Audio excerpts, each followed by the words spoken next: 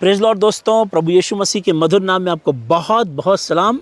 और आज हम मध्य प्रदेश के पचमढ़ी नाम शहर में हैं और यहाँ बहुत ही खूबसूरत एक झील है जिसमें बहुत सारे यात्री सुबह से आ रहे हैं और ये बिल्कुल शाम होने वाली है।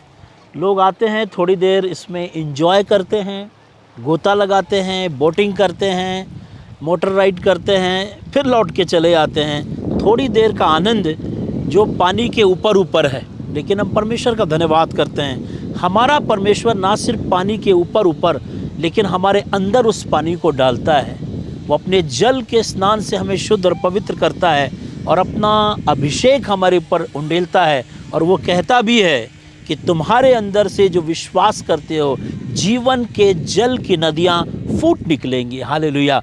ये तो महज एक छोटा सा आपको लेख दिखाई दे रहा है, लेकिन परमेश्वर के जो विश्वास करते हैं वो पूरे परमेश्वर की आत्मा से भर के एंजॉय कर सकते हैं। They can enjoy the water, they can enjoy the presence of God. वो परमेश्वर की उपस्थिति का पूरा आनंद उठा सकते हैं, क्योंकि वचन में लिखा तुम्हारे अंदर से जीवन के जल की नदियाँ फूट निकलेंगी, बह निकलेंगी। हालेलुया। यशायाह नबी की किताब में यशायाह नबी कहता है वो प्यासी भूमि पर जल की धाराएं बहाएगा।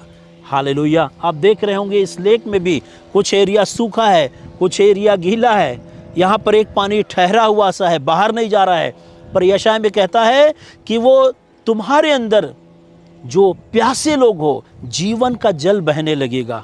वो प्यासी भूमि पर जल की धाराएं बहाएगा। कभी आपने गौर किया कि इंसान जो है मिट्टी से बना हुआ है और प्यासी ज़मीन पर, जब कोई ज़मीन प्यासी होती है, आज यहाँ पर जुलाई 2 है, आज यहाँ बारिश शुरू हुई है, लेकिन इससे पहले भूमि गर्मी की वजह से सूखी हुई थी। जब भी गर्मी में पानी पड़ता है तो सबसे पहले वो खुद ही पानी सोख लेता है और इतना सोख लेता है, उसके बाद जा कर के उसमें पानी ठहरता है। लेकिन एक समय आता है जब जल बढ़ने लगता है तो ना सिर्फ ज़मीन को वो सींचता है, उसको ऐसा लबालब कर देता है कि उसके ऊपर से भी पानी बह के दूसरे स्थानों पे जाता है। आज हमारा परमेश्वर हमारे जीवन से एक ऐसा एक्सपीरियंस चाहता है, एक ऐसा अनुभव चाहता है, और वो चाहता कि हमारे अंदर जीवन के जल का जो नदी वो बहने लगे, दूसरों तक जाने पाए। अगर हमारे अंदर प्यास है तो परमेश्वर ऐसा करने के लिए तैयार है। हम भी मिट्टी से बने हैं, हमें सबसे पहले अपने प्यास को बुझाने की ज़रूरत है। वचन कहता है धन्य है जो धर्म के भूखे और प्यासे हैं, वे तृप्त किए जाएंगे। सो परमेश्वर पहले हमें तृप्त करता है, हमारी ज़मीन जो सूखी है उसके ऊपर अपने जल को उंडेलता है, और उसके बाद वो हमको इतनी बरकत देता है कि ये पानी हमारे द्वारा दूसरों तक फैलता चला जाता है। हालेलुया। हमें आशीषित करता है और फिर ये दूसरों तक पहुंचता है। परमेश्वर का सेवक दाऊद इसको बहुत अच्छी तरीके से एक्सप्लेन करता है और कहता है माई कप इज़ रनिथ ओवर, मेरा जो कटोरा है निश्चय उमड़ रहा है। Hallelujah. My cup is overflowing with Joy. आज मैं संदेश ये देना चाहता हूँ इस लेक के पास से कि ये ठहर गया है यहाँ पर पानी, लोग इसके ऊपर ऊपर आनंद कर रहे हैं, लेकिन जो परमेश्वर को प्रेम करने वाले हैं, उस पर विश्वास करने वाले हैं, उनके अंदर से जीवन के जल की नदियाँ बह निकलेंगी।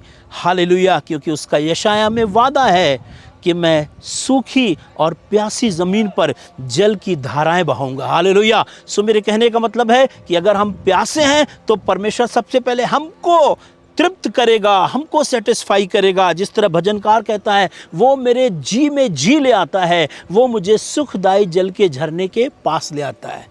सो वो हमको भी तृप्त करेगा और हमारे ज़रिए दूसरों को भी तृप्त करना चाहता। हालेलुया। आइए हम भी भूख और प्यास रखें परमेश्वर के उस पवित्र आत्मा की, उस नदी की, उस बहाव की, ताकि स्वर्ग का परमेश्वर हमको भी तृप्त करे और हमारे ज़रिए से बहुतों को तृप्त कर सके। परमेश्वर आप सबको बहुत बरकत और आशीष दे, और मेरी प्रार्थना है आपकी प्यास बढ़ती जाए और आप दाखरस से मतवाले ना हो, लेकिन आत्मा से परिपूर्ण होते जाएं और ये जीवन की नदी आपके पास से बहते दूसरों तक पहुंचने पाए। खुदा आपको बरकत दे।